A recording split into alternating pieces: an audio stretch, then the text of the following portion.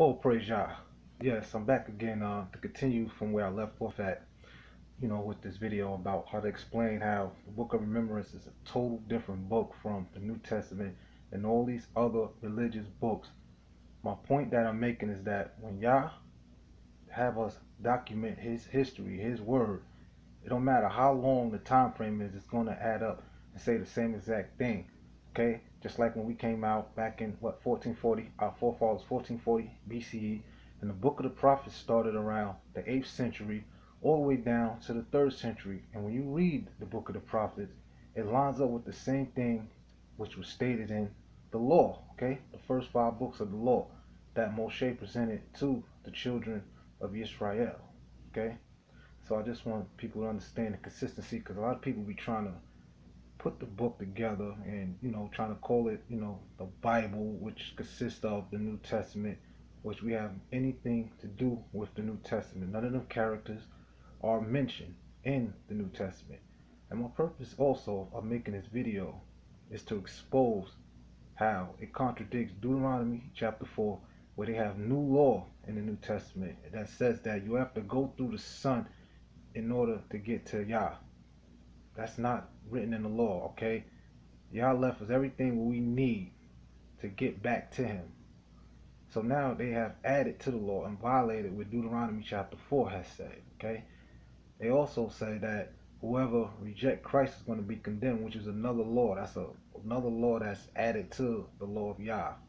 Because if something that's important to get back to the Father and it's not documented in the law, I mean, it should have been in the law. Something that important should have been written in the law. So now people have an excuse, because people like me, I'm going to say, well, it wasn't in the law. But I already know Yah is not the author of confusion, because when you go to Yeshaya chapter 42, verse 9, Yah says he tells us everything before it happens, and he gives us the instruction that we need to get in harmony with him and to remain in harmony with Yah and his law and his way of life, okay, so we can have peace, okay, and uplift this double curse that the descendants of Jerusalem have on us, which states that in Yeshaya chapter 40, the first couple of verses. So now we're going to go along with the consistencies of Yah. Malachi chapter 3 verse 6, Yah changes not. So now when you go to Leviticus chapter 6 verses 18, when you read that, it tells us that sin offering will remain forever. Then when you go into Ezekiel chapter 44 verses 18, which is talking about the end of time prophecies at the later end, it says the same thing, that it's going to be sin offering. Only way it could be sin offering, sin has to still be done. So with this human sacrifice, where sin is done away and we granted eternal life, contradicts what the book of remembrance tells us, okay? Because when you go to Numbers chapter 16 verses 28, Moshe says, I'm gonna die the common death of all men. Then when you go into Yeshaya chapter 65, it tells us that the sinner will die. That's in the new kingdom. Yeshaya chapter 51 also states that men die, okay? And when you go to Deuteronomy chapter 4 verses 40, Yah tells us when we in compliance with this law, we will prolong our life, not eternal life.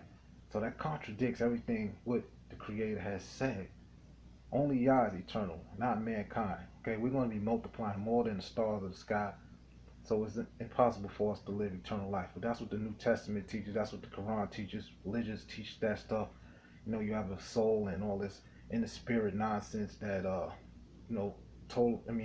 Socrates and Plato came about up talking about, well, they feel that man has in a spiritual being that lives eternal. So now when this New Testament, these Amalekite Edomites, their origins as the Essenes, when they are putting this New Testament together, they starting to add Greek mythology into the way of the Most High. But yeah, Yahweh is definitely consistent. There's no changes, okay? Just like when you go into Exodus chapter 31, okay, it's telling us about the 7th-day Sabbath is the everlasting covenant. You go to Yeshaya chapter 58 and Yeshaya chapter 56. It's telling us the same exact thing written in 2 different time frames, because Yah changes not. So when you go into Exodus chapter 21, it tells us that when you have a Hebrew, servant, he served 6 years and he's set free.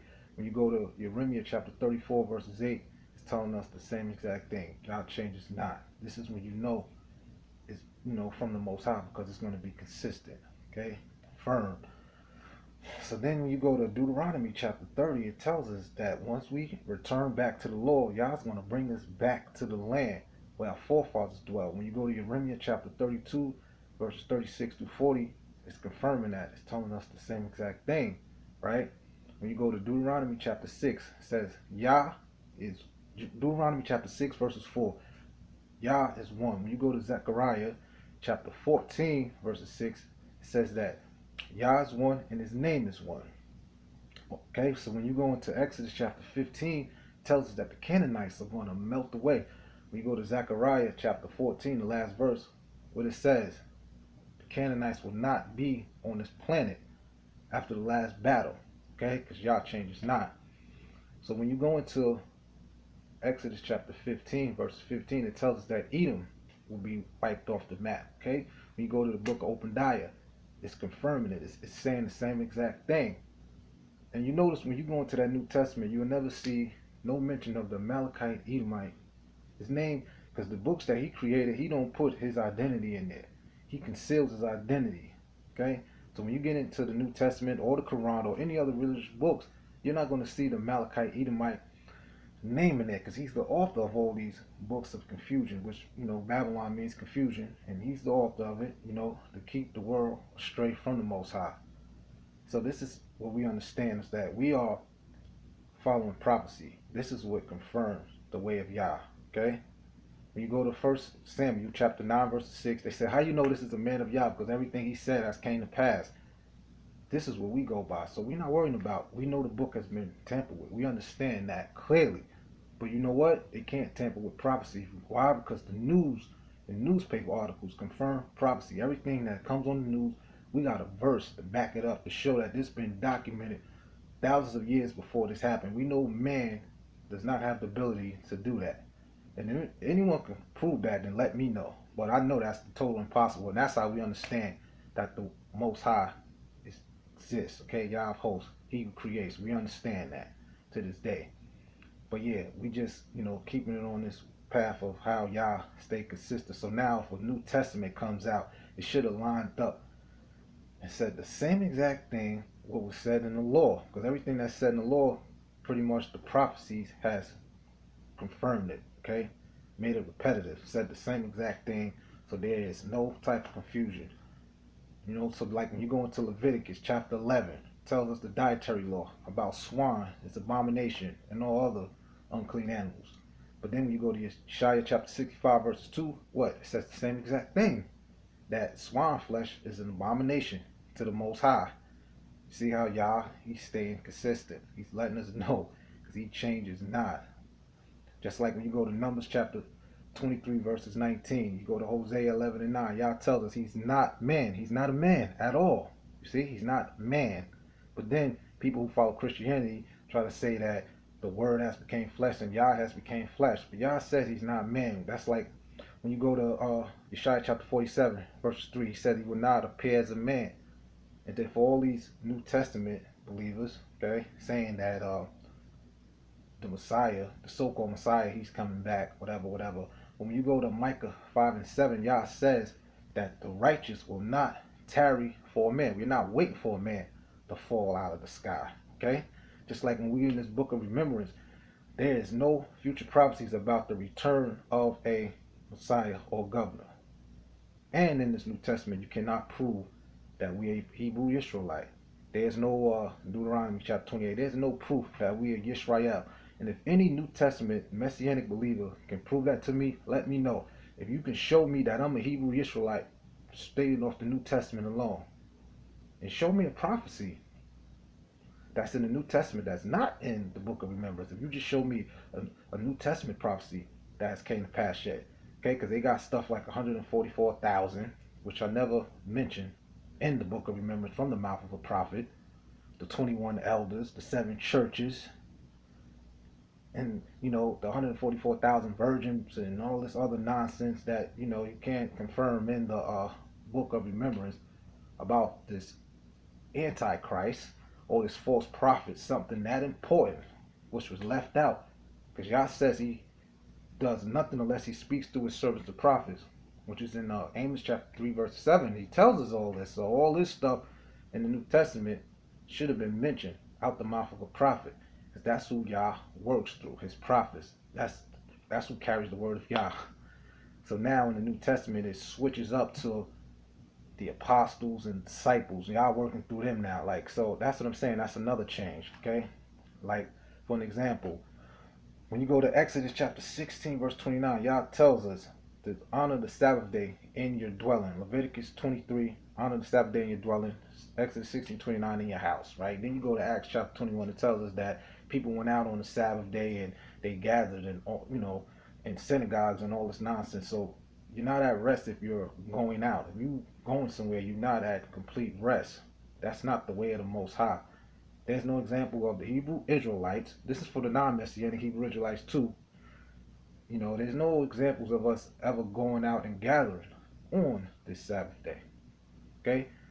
Because when Jeroboam, when he built the places in Dan and Bethel, he built them from scratch. They wasn't already there. If they was already there, he just would have went and put an idol there and said, look, we worshiping these idols. But they had to be built from scratch because it was unheard of Israel taking on the ways of the heathen at that time frame before the falling away of the Most High, of his way, his law, things of that nature. So, that ain't, that's just not the way of the Most High. And we got to keep it with Yah. Stop mixing Judaism, Christianity into the way of the Most High. Okay, so like I'm saying, Yahweh is always going to be consistent to the T, and I mean, it ain't gonna change as time go on. Period. Right?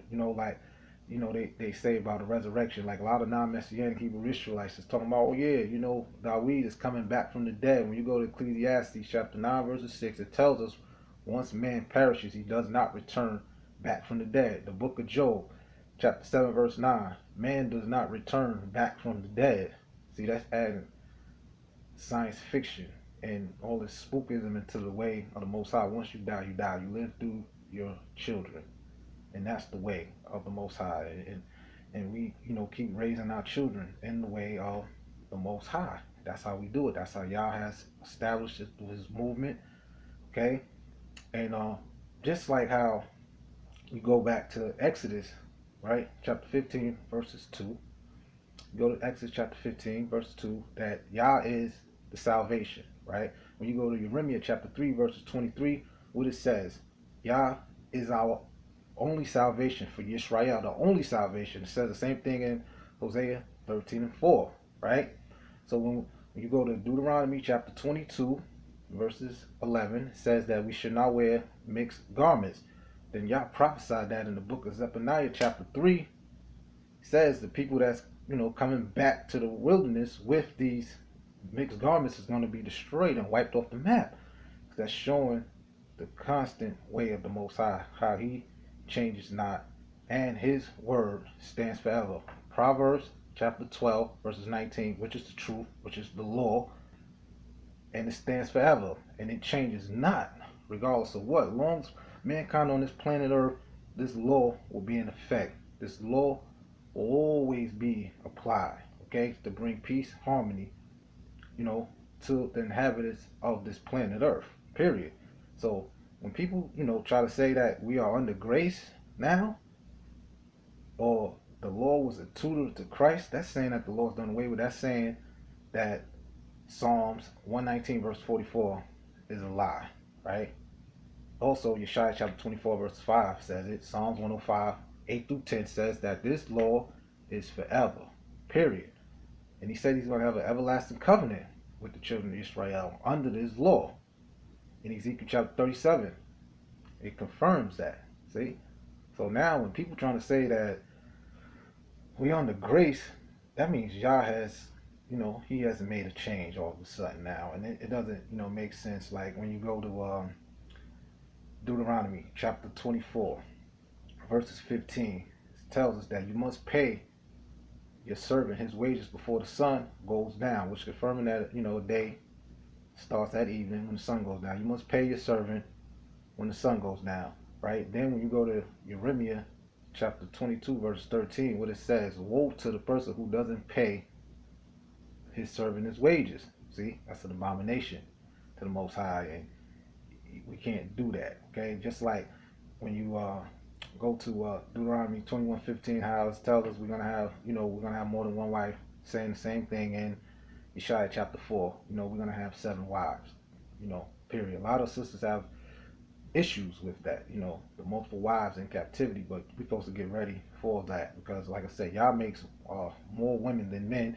So as of now, 90% of the daughters of Zion want their husband to themselves. So in the new kingdom, that's just going to be impossible because, I mean, there'll be a lot of single women and they will not be able to multiply and we will not go as, the stars of the sky.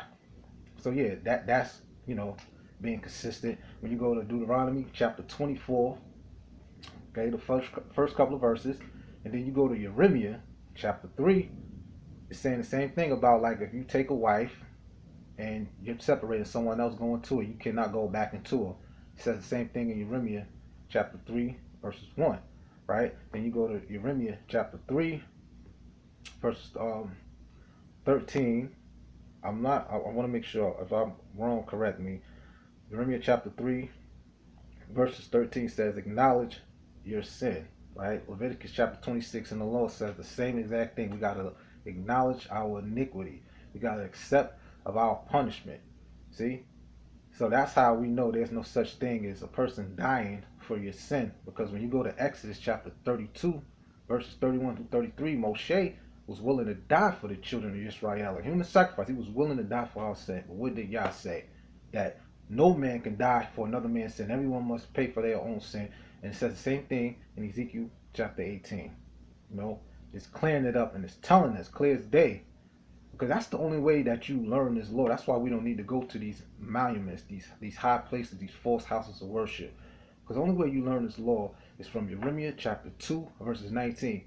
From correction. Just how I learned. Trial and error, making errors, and being burnt by Yah.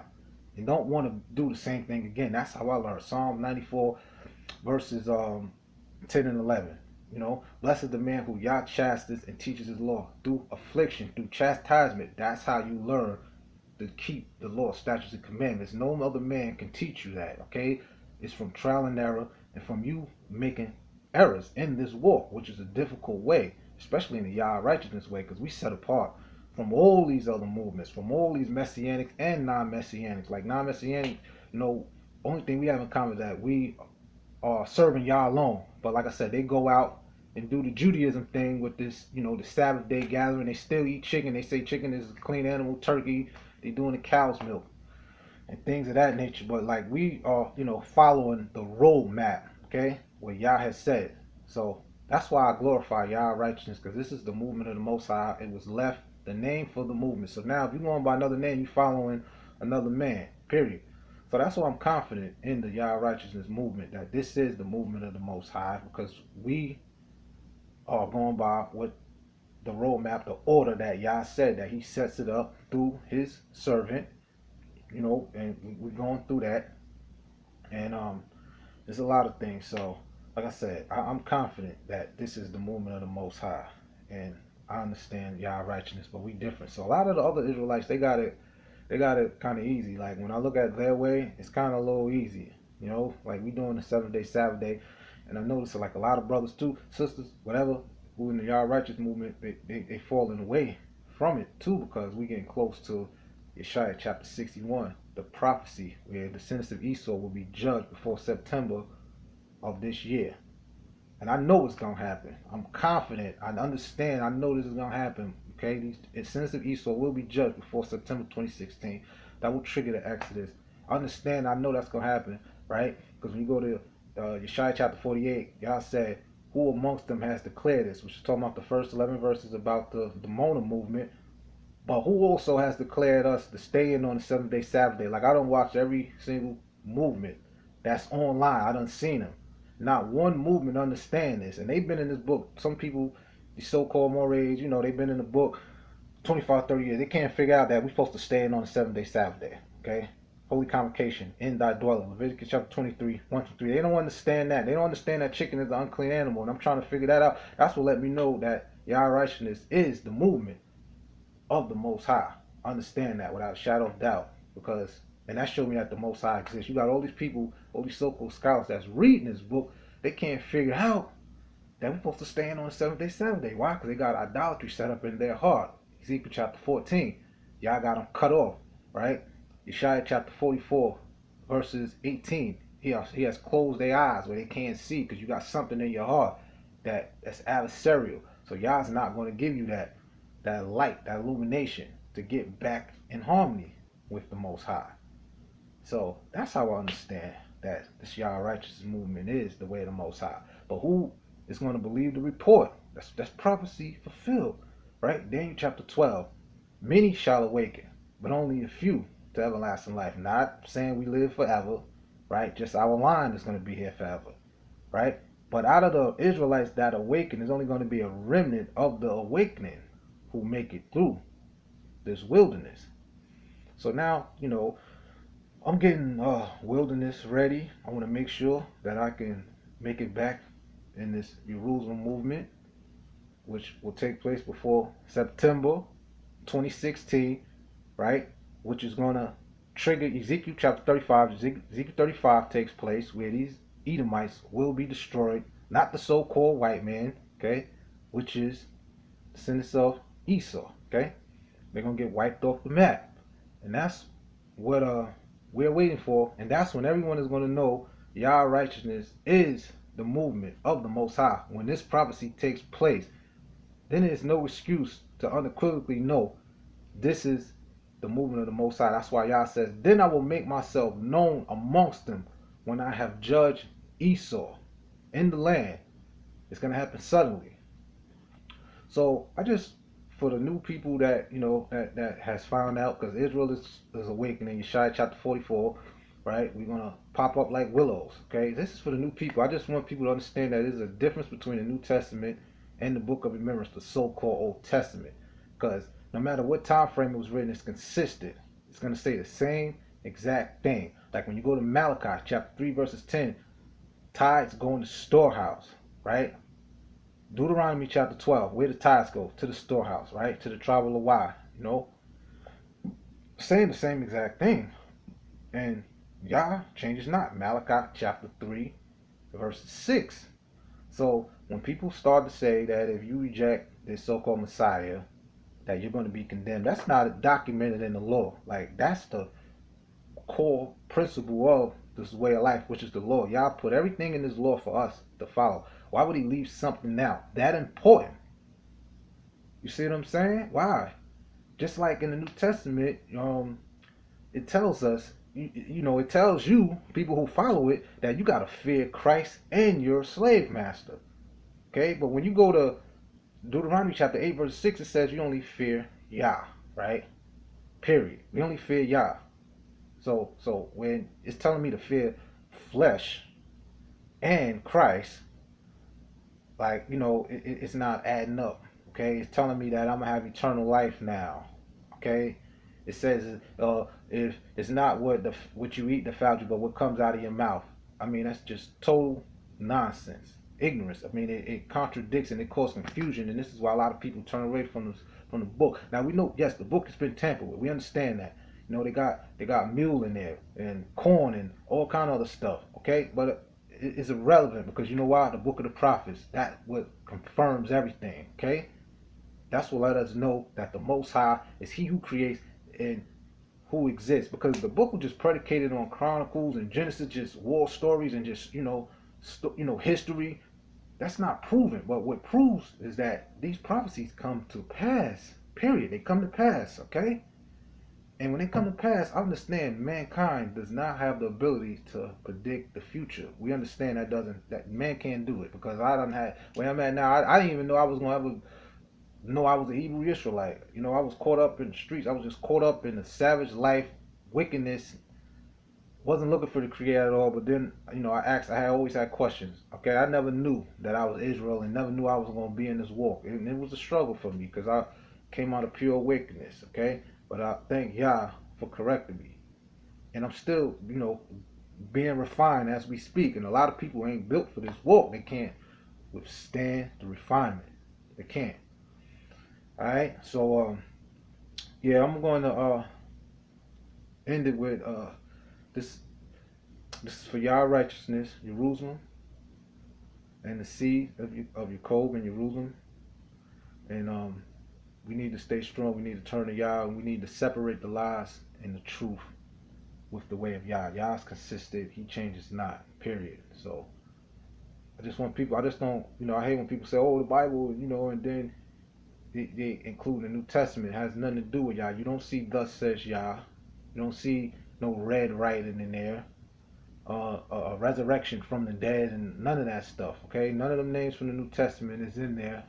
And then we getting caught up in this color thing, right? They don't understand, like, when you see the first pictures of Christians and this idol Christ of a dark hue. This is when Esau was of a dark hue. This is why you see, a dark Christ and all this Virgin Mary nonsense. This is when Esau was dark, before he flipped color and started merging with the world powers, the Roman Empire and the Greek kingdom and stuff like that. So, this is what that's about. But like I said, this Messiah nonsense, man, I mean, it has to end, man. It has to end, because we're getting closer to, to see if Yah righteousness is the movement of the Most High. We don't have that long now. We're going to see, but I'm confident that it's going to take place. But this is for other people. And then this is going to prove to them that Yah righteousness is the movement of the Most High before the September 2016 prophecy of the descendants of Esau getting judged in their land, Ezekiel chapter 35, Ezekiel chapter 36. So, this is for Yah righteousness, Jerusalem, and the glorious seed of Yaakov in Jerusalem. Yah bless. Peace.